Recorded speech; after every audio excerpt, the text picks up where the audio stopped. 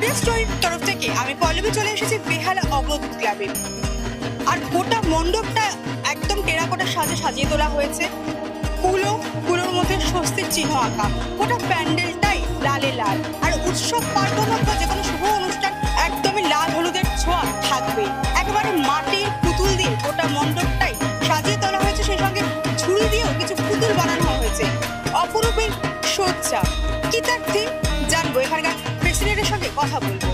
দাদা, এবারে থিম আমাদের মূলত এবারের থিমটা হচ্ছে বিষ্ণুপুরের থিম। এটি বিষ্ণুপুরের আদলে মাটির কাজ এবং আপনারা দেখতেই পাচ্ছেন অন্যান্য কাজের মধ্যে দিয়ে একটা সমন্বয় সৃষ্টি করে এটাকে আমরা উপস্থাপন করেছি। আর কত বছর হলো? এবছর আমাদের 75তম বর্ষ, সেই হিসেবেই পুজোটা একটু অনেক বড় করে করতে হচ্ছে।